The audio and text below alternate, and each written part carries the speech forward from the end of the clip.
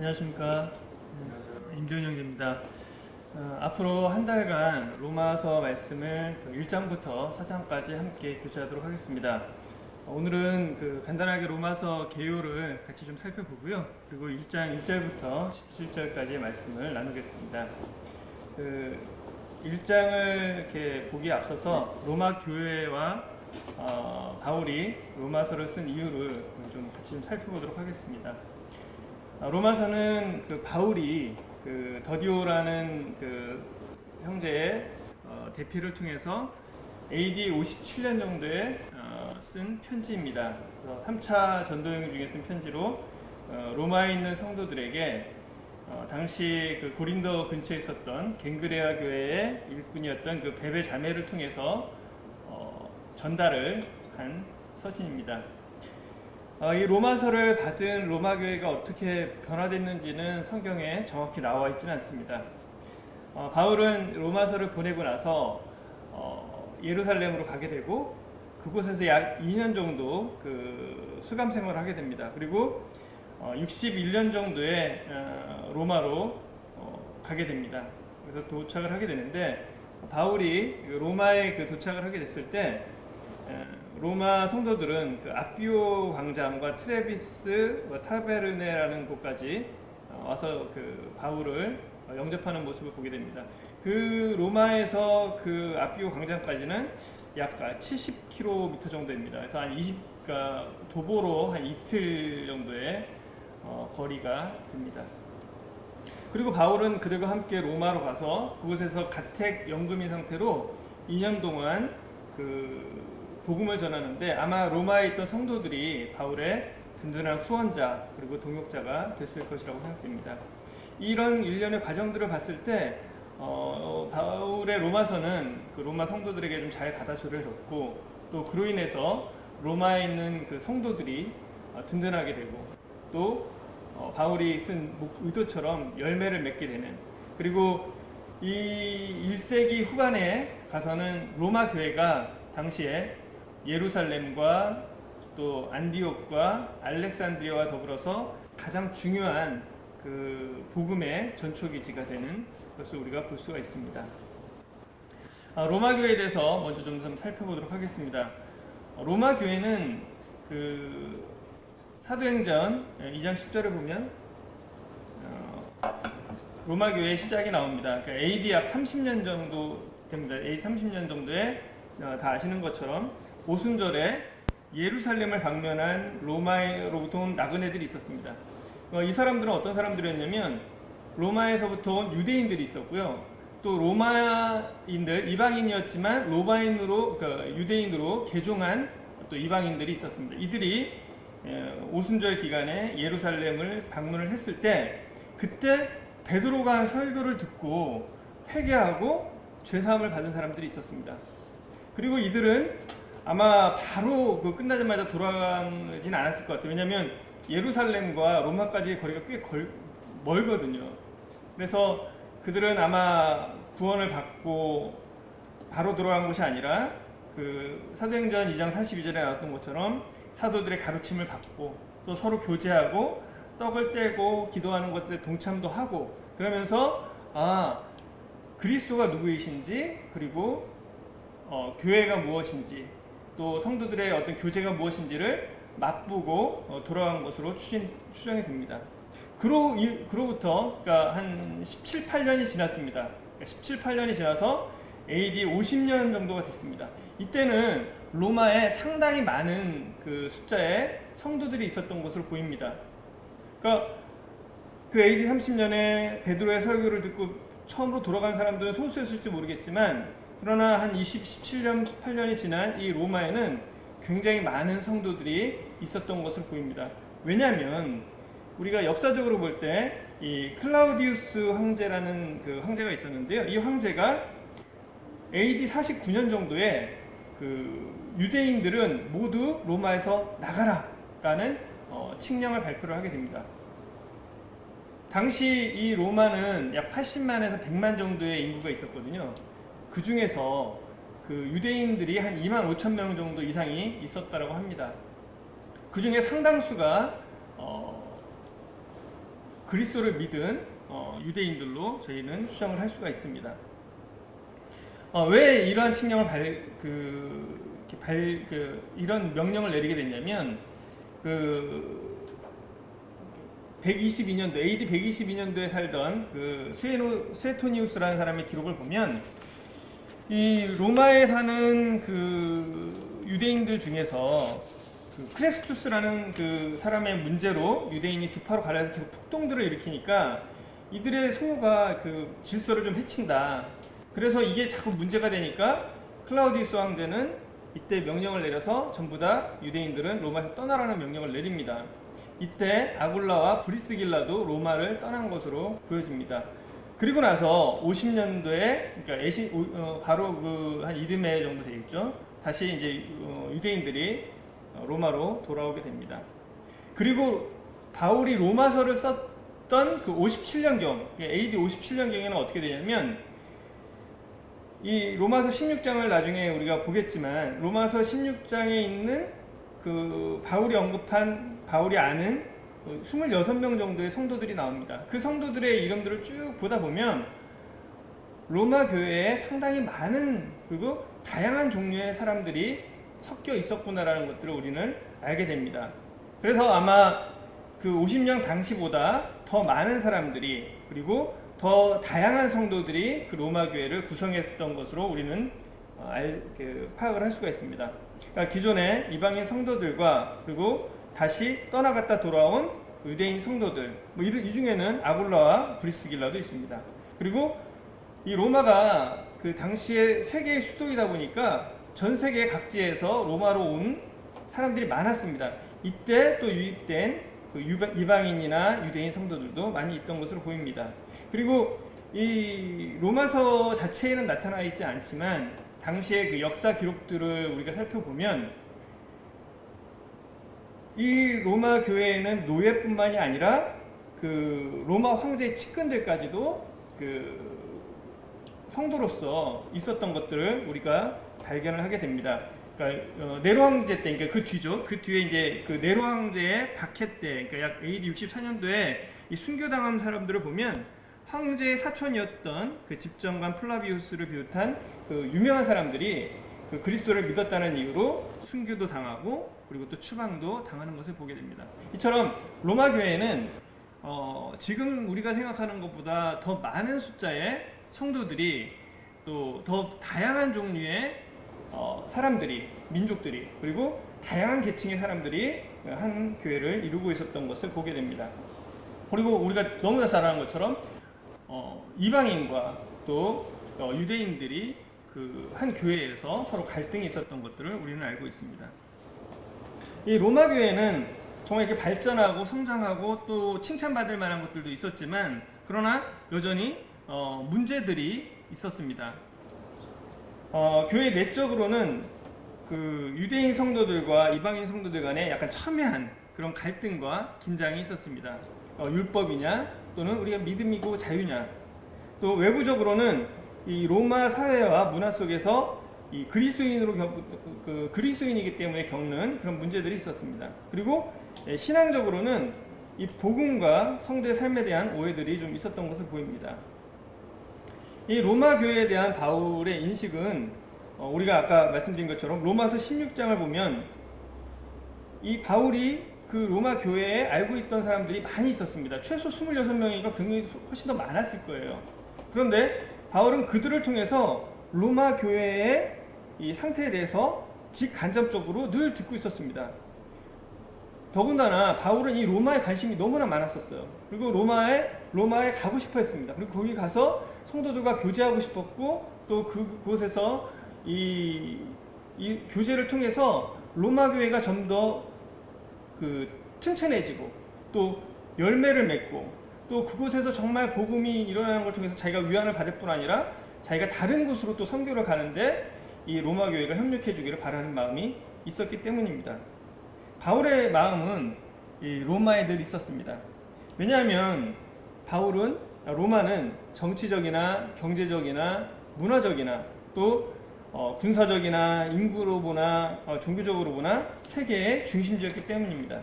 당시 전 세계의 모든 것은 로마로 이입되고 있었고 다시 그것은 로마를 통해서 전 세계로 퍼져나가는 그런 모양의 모습이 있었습니다. 따라서 이 로마 교회는 바울이 최종 목표로 생각하고 있는 그 스페인 선교만이 아니라 선교와 복음 전파에 있어서도 핵심적일 수밖에 없는 곳이었습니다. 그래서 아까 말씀드린 것처럼 바울은 1장 8절에 항상 로마 교회의 소식을 듣고 또 그 1장 9절에 보면 그들을 위해서 기도하고 또 10절에 보면 로마 교회에 가고자 이게 기도했고 원했을 뿐 아니라 1장 13절에 보면 여러 번 로마에 가려고 방문하려고 했다라는 이야기를 직접 기술을 하고 있습니다. 이런 상황에서 바울은 직접 자기가 가서 로마 성도들과 만나 정말 교제를 하고 싶었어요. 우리가 마치 지금 코로나 때문에 서로 못 모이지만 좀 모이고 싶고 또 모여서 서로 교제하고 싶은데 사정상 그럴 수 없는 부분들이 우리한테 있어서 안타까운 것처럼 오히려 그런 안타까움보다 더 큰 안타까움과 또 열망을 가지고 이 로마에 가서 교제를 하고 싶었지만 도저히 그럴 수 없었기 때문에 바울은 자기가 정말 좋은 모습도 있었지만 이런 문제들은 그냥 놔뒀을 때 교회가 좀 나뉘어지고 또 교회가 이렇게 열매 맺지 못할 것들이 눈에 보였던 것 같습니다. 그래서 바울은 이러한 문제를 해결하고 로마 교회를 좀 더 든든하게 또 견고하게 또 열매 맺는 교회로 세우기 위해서 로마서를 썼습니다. 바울은 이 로마 교회 성도들에게 특별히 이런 문제들의 해결책에 대해서 복음을 가지고 복음으로 그 해결책을 내놓는 것을 로마서를 통해서 보게 됩니다. 왜냐하면 이 로마서를 전체적으로 살펴보면요, 총 16장이거든요. 16장 중에 1장부터 11장까지는 그 복음과 하나님의 부르심에 대해서 쓰고 있습니다. 그리고 12장부터 15장 중반까지 그 구원받은 성도들의 삶에 대해서 이렇게 기술을 하고 있습니다. 그리고 15장 중반 이후에는 복음을 위한 바울의 삶과 그리고 스페인 선교에 대한 협조를 요청하고 있고, 그리고 16장 전체를 통해서 안부 인사를 하고 있는 것을 보게 됩니다. 분명히 로마 교회에 있는 성도들에게 쓴 편지이고 또 그들이 가진 문제에 대해서 이렇게 쓴 편지임에도 불구하고 전체적인 그 어떤 이 로마서의 구성만으로 본다면 복음을 설명하는 내용들이 대부분이고, 그리고 그 이후에 하나님의 부르심과 부름받은 성도의 삶에 대해서는 간단히 이야기하는 것으로 보입니다. 성도들 간에 서로 갈등이 있고 또 여러 가지 문제가 있는데 서로 사랑하고 또 뭐 이렇게 해서 양보하고 이해하라는 이런 내용들은 사실 끝에 가서 잠깐만 쓰고 왜 복음을 중점적으로 바울은 이야기를 하고 있는가?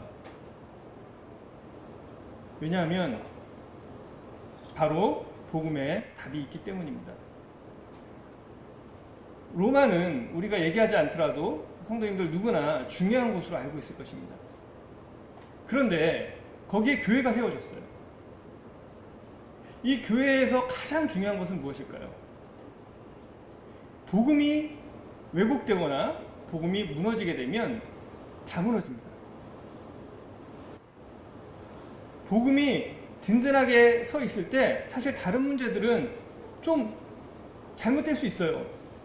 무너질 수 있습니다. 그러나 복음이 분명할 때 얼마든지 우리는 다시 돌아올 수 있습니다. 왜? 복음은 모든 것의 기초가 되기 때문입니다. 바로 복음에 답이 있기 때문입니다. 바른 복음으로부터 바른 신앙은 나옵니다. 그리고 그 바른 신앙으로부터 교회가 하나가 되게 하는 참된 사랑과 성도를 성도답게 하는 능력이 나온다고 저는 믿습니다.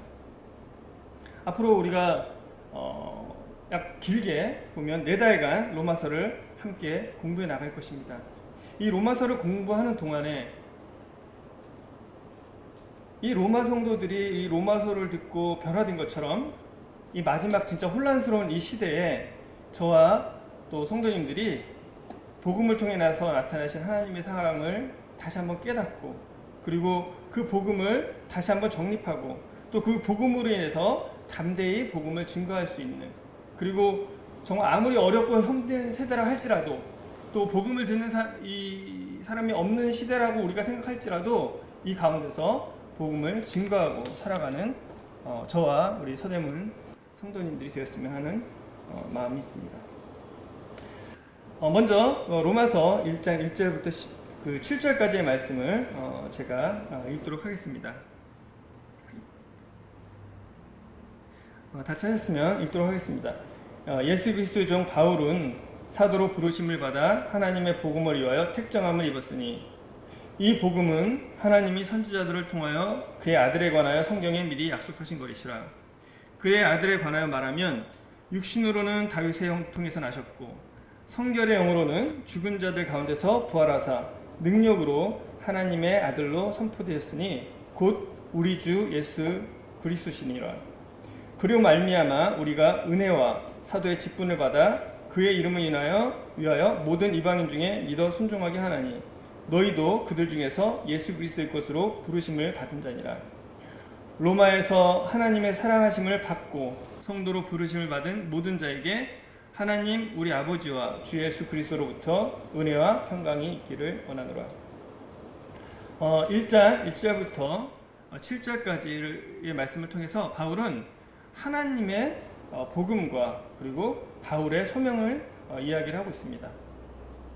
1장 1절을 우리가 다시 한번 살펴보면 읽어보면 예수 그리스도의 종 바울은 사도로 부르심을 받아 하나님의 복음을 위하여 택정함을 입었다라고 자기를 소개하는 것을 보게 됩니다. 바울은 로마인이었습니다. 그는 유대 민족이었지만 그러나 그의 시민권은 로마인이었습니다. 바울이 로마서를 쓴 그 대상들도 로마인이었습니다. 물론 그들 가운데는 로마에 있는 성도들 가운데 로마인이 아닌 사람들도 있었겠지만 그러나 대다수가 로마인이었을 것입니다. 로마인이라는 사실은 그 당시에 이 로마 시민권, 로마인이라는 이 명칭을 부여받은 사람들에게는 굉장히 놀라운 그리고 굉장히 자부심을 가질 수 있는 그런 것입니다. 왜냐하면 로마 시민권은 아무에게나 주어지지 않는 것입니다. 로마인으로 태어난 사람들 아니면 정말로 군대에서 큰 공을 세우거나 아니면 군대에서 몇십 년 복무를 하거나 아니면 큰 돈을 들여서야 살 수 있는 그런 것이었습니다. 로마인이라는 것은 이 당시 사람들에게 이 마음에서부터 올라오는 자부심과 긍지를 주었습니다. 그런 이름입니다. 나는 로마인이야.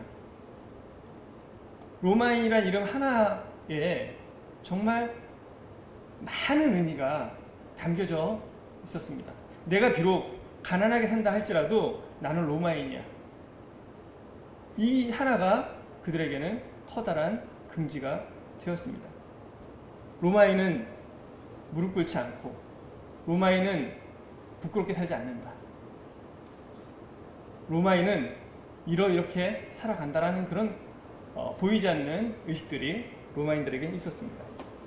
그런데 그 로마인인 바울은 로마에 성도들에게 자기를 예수 그리스도의 종이라고 소개를 하고 있습니다.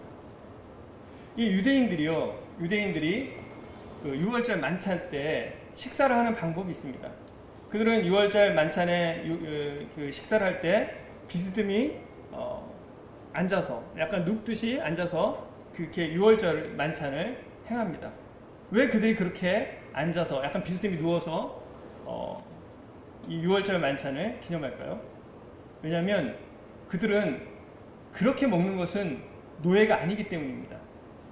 그것은 자유인만이 그렇게 먹을 수 있기 때문에 그들은 그렇게 먹습니다. 유대인들은 본인들이 이 이집트의 노예였던 사실을 너무나 잘 기억하고 있습니다.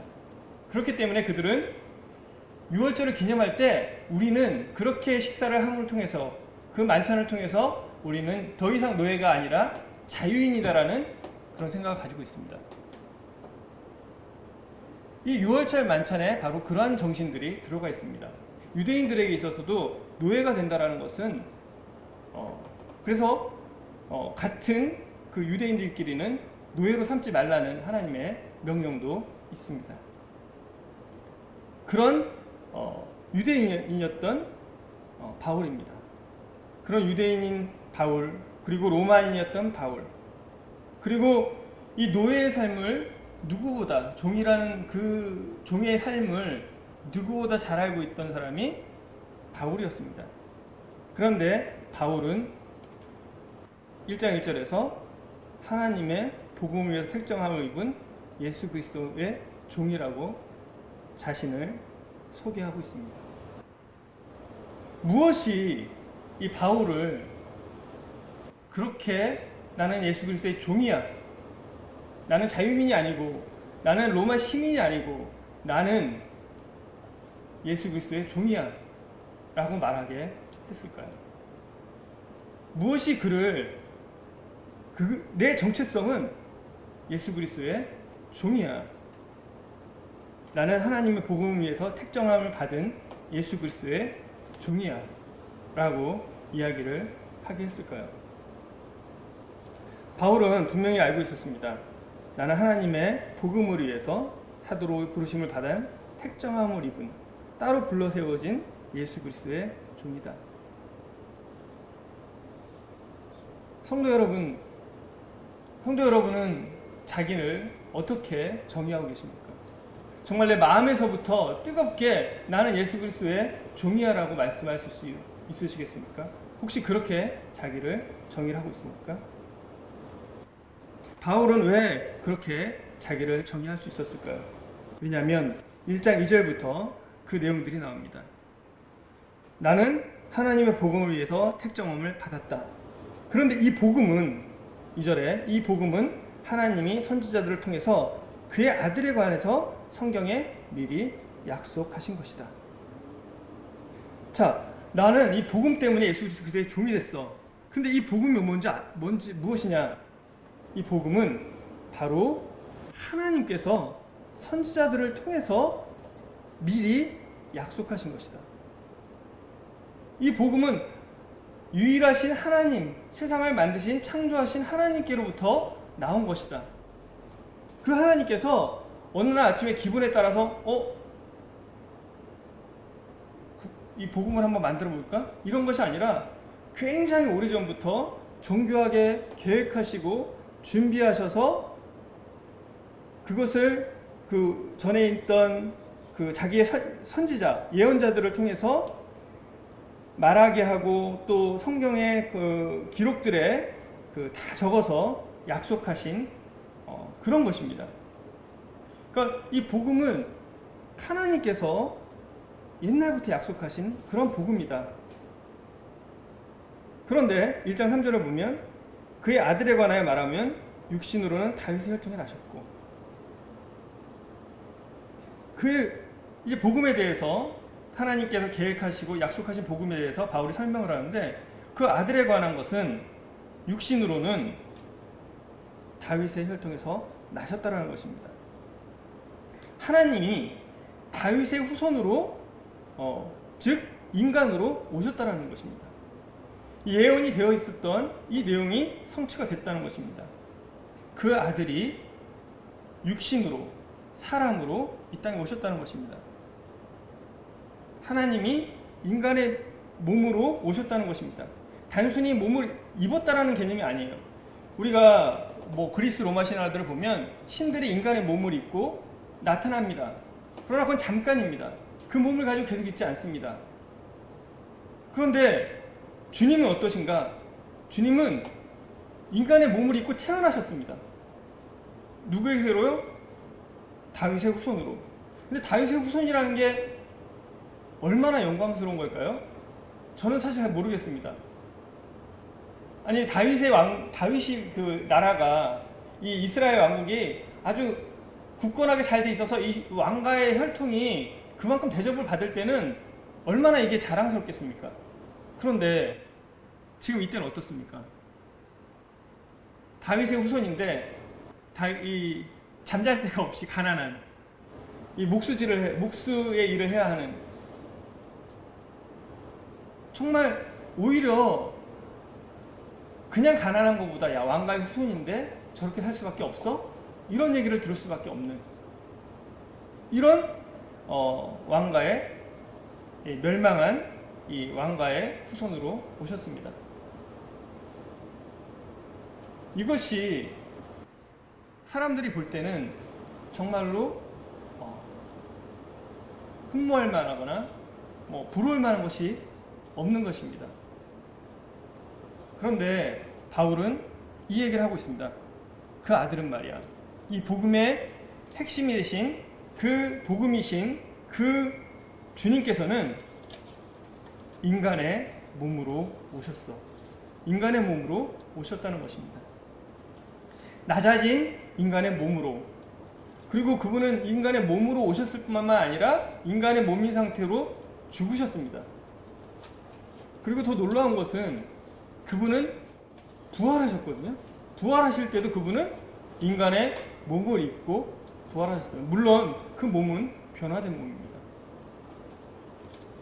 육신에 관해서는 다윗의 혈통으로 나셨고, 이 말 안에는 정말 하나님이신 그분이, 이유는 알 수 없지만 정말로 우리가 왜 그분이 그렇게 왔는지는 모르겠지만 그분은 사람의 모습을 입고 이 땅에 태어나셔서 그 몸을 입고 살아가셨고, 또 그 몸을 입고 우리와 같이 똑같이 고통과 고난과 슬픔과 이런 걸 다 경험하시고 십자가에 죽으셨고, 그리고 부활하셨다라는 이야기를 하고 있습니다.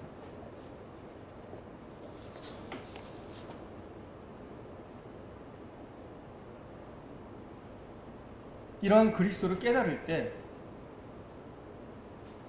그 인간의 몸을 입고 이 땅에 오신 그 그리스도를 깨달을 때, 로마인이었던 바울이 종이 되는 것과 유대인이었던, 그리고 유대인 중에서도 뛰어난 지도자가 될 수 있었던 이 바울이 종이 되는 것과 하나님이신 그리스도께서, 하나님이신 그분께서 인간의 몸으로 입고 오셨다는 것과 어떤 것이 더 겸손하고 낮아진 것인가? 바울은 그 인간으로 오신, 사람의 몸을 입고 오셔서 그 살아가신 그 그리스도를 생각할 때 정말 그 감사와 찬양과, 내가 로마인이라는 게 아무것도 아니다, 내가 유대인이라는 것도 아무것도 아니다, 내가 그 그리스도의 종이다, 이것이 내게 오히려 당연할 뿐만 아니라 그것이 내게 더 영광스러운 일일 것이다. 1장 4절을 보면 이제 바울은 또 언급을 합니다. 성결의 영으로는 죽은 자들 가운데서 부활하사 능력으로 하나님의 아들로 선포되셨으니 곧 예수 그리스도시니라.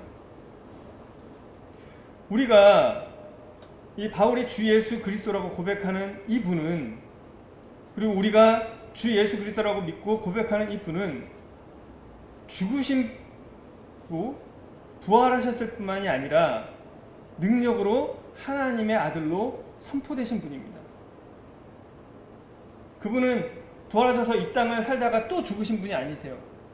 주님은 죽은 자 가운데서 부활하셔서 변화된 몸을 입고 모든 사람에게 보이셨을 뿐 아니라 그분은 모든 사람들이 지켜보는 가운데서 하늘로 승천하셔서 이제 하나님의 영광의 우편에 앉아 계신 하나님이신 것입니다. 그분은 그 부활의 능력으로 하나님의 아들로 선포가 되신 것입니다. 이 선포됐다라는 말은 다른 곳에서는 인정이 되다, 또 정해지다, 그러니까 하나님의 아들로 인정이 됐다는 것입니다. 만약에 그분이 그냥 죽었고 부활해서 다시 살다가 죽었다면 그분이 하나님으로 인정될 수 있는가? 그렇지 않습니다. 그분은 부활하셔서 인간의 몸을 입으신 채로, 변화된 몸을 입으신 채로 부활하셔서 하늘에 오셔서 하나님의 우편에 앉아 계셔서 하나님께서 그분을 이 예수는 나의 아들이고 이 예수는 바로 나와 동일한 하나님이라는 것을 인정받으신 것입니다. 그분이 주 예수 그리스도신 것입니다. 바울은 그 예수님을 주님이신 구원자이신 정말 메시아이신 그리스도다. 곧 우리의 주, 나의 주가 아니라 그분은 나만이 아니라 우리의 주 예수 그리스도라고 선포하고 또 고백을 하고 있습니다. 이러한 그리스도를 알게 될 때, 이러한 하나님을 알게 될 때, 이 그리스도를 정말로 내 중심에서부터 믿고 만나고 모시게 될 때 바울의 입에서 나오는 내가 하나님의 복음을 위해서 택정함을 입은 예수 그리스도의 종이라는 그런 표현은 인사말도 아니고 또 하나의 어떤 상투적인 말이 아닌 정말로 그 바울의 신앙 고백이자 자기의 정체성을 분명하게 드러내는 선언이었던 것입니다. 1장 5절에 보면 그로 말미암아 우리가 은혜와 사도의 직분을 받아 그의 이름을 위하여 모든 이방인 중에서 믿어 순종하게 하나니. 이제 바울은 내가가 아니라 이제 그로 말미암아 그 예수님으로 말미암아 그 그리스도로 말미암아서 우리가라는 얘기를 들을 때 이 로마 교회 성도들이 어땠을까요? 나도 거기에 포함되는구나. 내가가 아니라 우리가 은혜와 사도의 직분을 받아. 이 은혜와 사도의 직분은 은혜 곧 사도의 직분이라고도 우리가 볼 수 있습니다. 이 은혜와 사도의 직분 받아서 그의 이름을 위하여 모든 이방인 중에서 믿어 순종하게 하나니. 이제 예수님으로 인해서 내가 은혜와 사도의 직분을 받았을 뿐 아니라 이제 그의 이름을 인해서 그리스도의 이름을 인해서 내가 복음을 전하는 자가 됐다. 이 사도로서 바울의 정체성은 어디서부터 오는 것인가? 그리스도로부터 오는 것입니다. 그리고 내가 사도가 됐다라는 이 복음을 전하는 자가 됐다라는 이 정체성은 어디서부터 오는가? 바로 그리스도, 그 복음으로부터 온다고 저는 믿습니다. 바울은 어떤 은혜를 받았습니까? 여기 은혜와 사도의 직분을 받았다. 바울이 받은 은혜는 무엇입니까? 우리가 이 문장과 이 문맥들을 살펴볼 때 바울이 받은 은혜는 내가 복음을 전하는 자가 됐다라는 것입니다. 내가 이 복음을 가지고 있기 때문에 이 복음을 전하는 자가 됐다. 그리고 바울의 삶의 목적은 단순해졌어요. 그의 이름을 위하여. 우리가 살아가는데 수많은 이유와 목적들이 있습니다. 우리는 각자 자기에게 주어진 이유와 목적을 가지고 살아갑니다. 그리고 그것을 성취하기 위해서 노력을 합니다. 그런데 바울에게 있어서 그의 삶의 이유는 정말로 명쾌했어요. 그의 이름을 위하여. 이제 나는 나의 이름을 위하여 사는 것이 아니라 그 복음이신 그리스도를 위하여, 그의 이름을 위하여, 메시아이신 또 구원자이신 그분의 이름을 위하여 나는 살아갈 것이다. 그리고 이 복음을 통해서 사람들이 또 믿고 순종하게 되는 것입니다. 우리가 주님께 어떻게 순종할 수 있습니까? 우리가 성경 말씀 열심히 보거든요. 그리고 그 말씀들을 막 봅니다. 그렇지, 이 말이 맞아, 이 말이 맞아, 이 말이 맞아. 그런데 왜 구원 못 받지 못하죠? 그리고 이 말이 맞아, 이 말이 맞아, 이렇게 살아야지. 그런데 왜 순종하지 못할까요? 우리가 순종할 수 있는 그것은 나의 의지와 노력에서부터 나오는 것이 아닙니다. 어디서부터 나오나요? 바로 이 복음에서부터, 그리스도로부터, 그리고 그분을 통해서 얻어진 이 믿음으로부터 순종이 나오게 됩니다.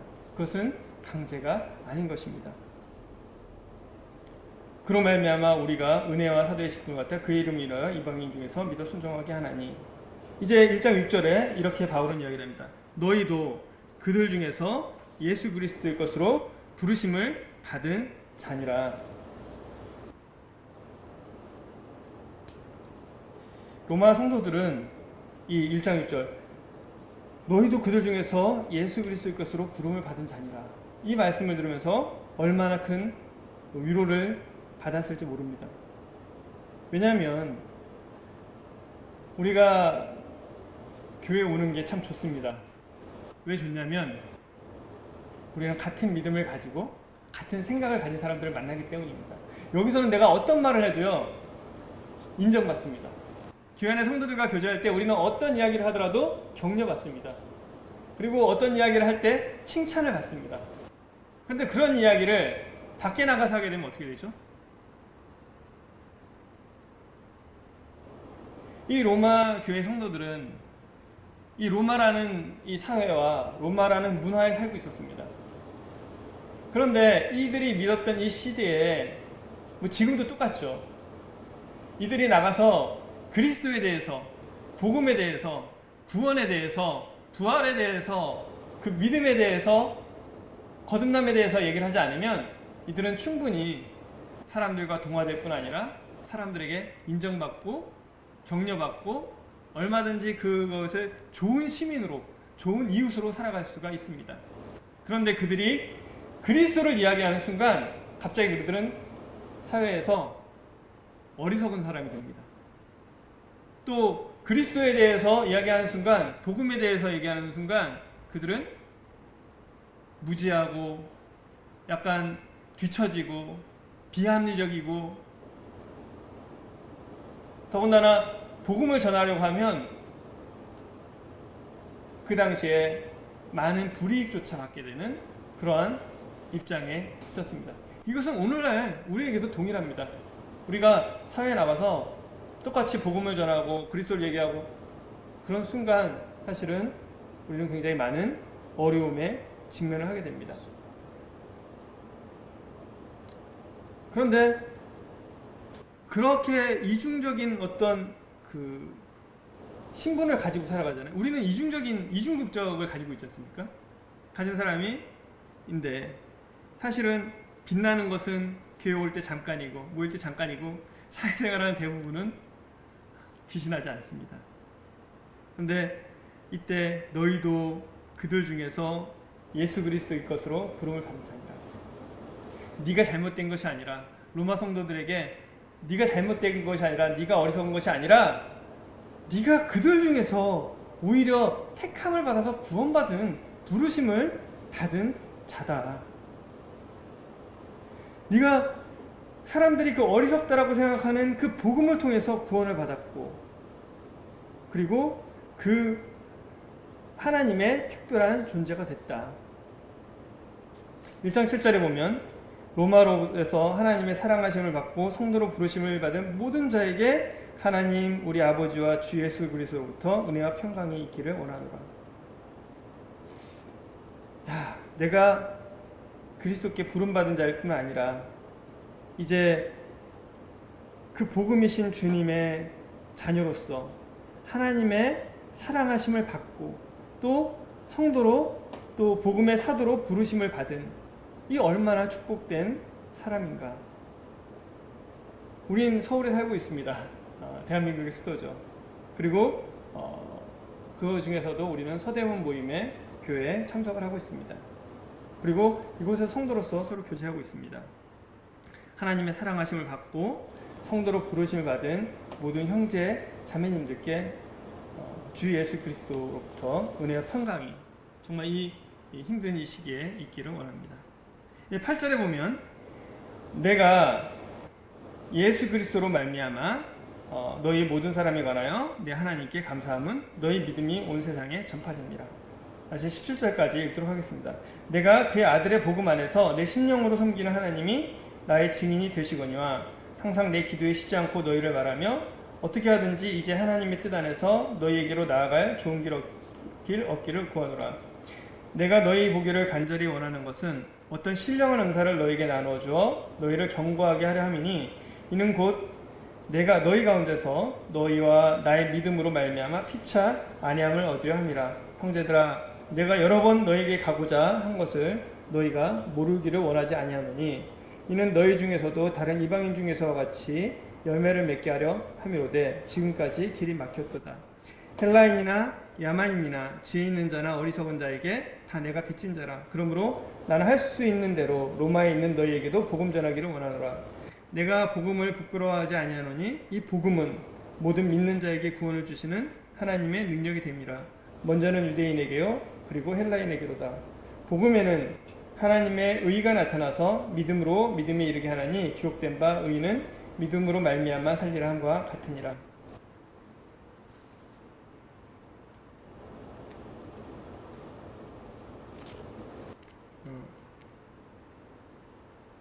8절에 바울은 내가 예수 그리스도로 말미암아 너희 모든 사람에 관하여 내 하나님께 감사함은 너희 믿음이 온 세상에 전파됩니다 라고 해서 로마 성도들에 대해서 내가 감사한 제목을 이야기를 하고 있는 것을 보게 됩니다. 어쩌면 저는 이 로마서 1장 8절이 오늘날 우리 서대문교회가 그리고 우리 성도들이 정말 목표로 삼아야 될 이야기가 말씀이 아닌가 생각을 합니다. 오늘날 사람들은 우리를 판단합니다. 우리가 세상에 부합해서 세상에 인기를 얻자라는 얘기를 하는 것이 아닙니다. 이 로마인들은 로마의 성도들은 너희 모든 사람에 관하여 하나님께 감사함은 너희 믿음이 온 세상에 전파됐다는 것이에요. 이 온 세상에 전파됐다는 것은 교회만이 아니라 로마 모든 각처에 전파됐다라는 그런 뜻입니다. 로마만이 아니라 다른 곳까지 전파가 됐다라는 것입니다. 오늘날 우리는 우리의 시야를 좀 넓혀야 될 필요가 있을 것 같습니다. 지금은 우리가 기독교가 공격당하고 또 배척당하고 위축당하는 이 시대입니다. 이때 우리가 계속 이대로 있을 것인가? 아니면 우리가 세상에 빛과 소금의 역할을 할 수 있을 것인가? 그리고 우리의 믿음이 당연히 우리의 하나님의 말씀과 반대되는 것에 대한 우리가 대항을 하지만 그리고 반대를 하지만 그러나 다른 부분에 있어서는 우리가 빛과 소금으로서의 역할을 해야 될 때가 아닌가. 이제 9절에 내가 그의 아들의 복음 안에서 내 심령으로 섬기는 하나님이 나의 증인이 되시거니와 항상 내 기도에 쉬지 않고 너희를 말하며. 바울은 이렇게 감사와 동시에 그 로마 성도들을 위해서 쉬지 않고 기도를 하고 있습니다. 지금은 또한 기도가 필요한 시대입니다. 우리가 사방에서 들려오는 소식을 듣다 보면 정말 우리는 낙담하게 되고 우리는 어떻게 살아야 되는지 고민하게 됩니다. 더군다나 우리 교회 안에서도 각자 많은 문제들로 인해서 어려움과 고난들을 겪는 것을 보게 됩니다. 저는 최근 한 주간 동안에 참 성도님들의 기도에 이 동역하시는 모습들을 보면서 정말 위로를 얻었습니다. 어떤 성도가 정말 병이 들어서 힘들었을 때 정말 각지에서 우리가 비록 모이지는 못하지만 기도하는 모습을 볼 수가 있었습니다. 또 어떤 일이 벌어졌을 때 그 성도를 위해서 기도를 하는 것을 저희는 또 저는 볼 수 있었습니다. 저도 역시 다른 성도를 위해서 기도하지만 사실 제가 오늘 이 자리에 나올 때 많은 분들께 또한 기도를 부탁을 했습니다. 왜냐하면 그리스도의 삶은 결국은 우리의 노력과 우리의 헌신에 의해서 좌우되는 것이 아니라 정말 우리가 주님과 하는 교제 그리고 성도들의 기도에 의해서 그 성도의 삶은 좌우가 되기 때문입니다. 바울이 정말 이 바쁜 가운데서도 바울은 당당하게 얘기합니다. 나는 쉬지 않고 기도할 때 너희를 이야기했다. 우리가 정말 바쁜 삶들을 살고 있습니다. 그러나 그 순간순간에 우리가 따로 밖에 나가서 기도하지 못한다 할지라도 그 순간순간에 우리가 서로를 위해서 교회를 위해서 또 복음을 위해서 우리가 기도할 수 있습니다. 바울은 이렇게 기도를 했을 뿐만 아니라 이제 10절에 보면 어떻게 하든지 이제 하나님의 뜻 안에서 너희에게로 나아갈 좋은 길을 얻기를 구하노라. 내가 너희를 11절에 내가 너희 보기를 간절히 원하는 것은 어떤 신령한 은사를 너에게 나눠줘서 너희를 견고하게 하려 함이니. 이제 바울은 기도할 뿐만이 아니라 그 성도들과 만나고 싶어 했습니다. 우리가 지난주에 말씀에도 들었지만 이 성도의 삶에 있어서 성도와의 교제만큼 서로에게 힘이 되고 위로가 되고 격려가 되고 또 역사가 일어나는 것이 없습니다. 우리가 이 코로나로 인해서 언택트, 얼마든지 언택트 할 수 있어요. 직장에서는요, 언택트, 비대면 으로 근무를 하라 그러면 정말 좋아합니다. 왜? 싫어하는 동료도 안 봐도 되고요. 그리고 어려운 상사를 안 봐도 되고요. 또 재택근무를 할 수가 있거든요. 재택근무를 하면 얼마나 좋습니까? 누워서 근무도 할 수 있는. 세상에서는 비대면은 어쩌면 참 좋은 걸 수도 있습니다. 그러나 성도에게 있어서는 어떨까요? 그렇지 않습니다. 우리가 이러한 시기에 서로 우리 모여서 이런 말씀을 드리는 것은 아닙니다. 그러나 적어도 우리의 마음은 어때야 되는가? 우리의 자세는 어때야 되는가? 우리는 이러한 때일수록 정말 모이기를 사모하고 또 하나님께서 우리를 모이게 해주시기를 간절히 기도해야 할 것입니다. 그리고 또 많은 숫자가 아니라 우리가 법에 허용된 만큼 또 주님 안에서 이 사회가 허용하는 그 안에서 우리가 끊임없이 교제를 해야 될 것입니다. 정말 그것이 안 될 때 우리가 비대면으로 정말 여러 가지를 이용해서 모이기를 힘쓰는, 이럴 때일수록 우리는 서로 교회 못 나오는 성도들 또 오히려 연약하는 성도들을 보살펴 주고 그리고 그들을 견고하게 세워주고자 하는 마음을 가져야 될 것입니다. 바울은 그냥 얼굴 보기를 원했던 것이 아닙니다. 11절에 보면 그들을 만나서 뭔가 같이 나눠서 견고하게 해주고 싶었던 것입니다. 견고하게. 비대면이 되면서요, 교사들과 학생들에게 큰 문제가 생긴 것이 뭐냐면 이 학력 격차가 벌어지는 것입니다. 공부를 원래 잘하던 애들은 계속 잘해요. 그리고 또 집에서 공부할 환경이 언택트를 학교를 안 가더라도 잘 돼 있는 학생들은 또 공부를 잘합니다. 그런데 공부를 원래 안 하거나 그런 환경이 안 돼 있는 학생들은 점점 더 공부를 안 할 수밖에 없어요. 그래서 그런 사람들을 어떻게 이끌 것인가가 이 학교의 커다란 문제입니다. 마찬가지로 우리 교회에도 동일할 거라고 생각이 되어집니다. 지금 누군가는 이렇게 신앙의 격차가 벌어져 가고 있을지도 모릅니다. 점점 그 마음이 무뎌져 가서 나 공부 안 해. 난 이제 안 해도 잘 살 것 같아. 이럴 때일수록 우리는 정말 어떻게든 접촉을 하고 만나고 은사를 나눠주고 서로 견고하게 하는, 이 견고하게 하다라는 이 뜻은, 그리고 이 나눠주다라는 이 뜻은 실제로는 이 원어의 의미로 보면 바울이 능동적으로 하는 것이 아니라 하나님께서 우리에게 베풀어 주시는 그런 수동적인 느낌입니다. 결국은 우리가 하는 것은 아닙니다. 하나님께서 그렇게 해주시는 거예요. 그러나 우리는 이 바울이 가진 마음처럼 만나서 서로 견고하게 하고 싶은, 서로를 세워주고 싶은 그런 마음을 가지고 만나면 좋겠습니다. 그럴 때 이 12절에 보면 이는 곧 내가 너희 가운데서 너희와 나의 믿음으로 말미암아 피차 아니함을 얻으려 함이라.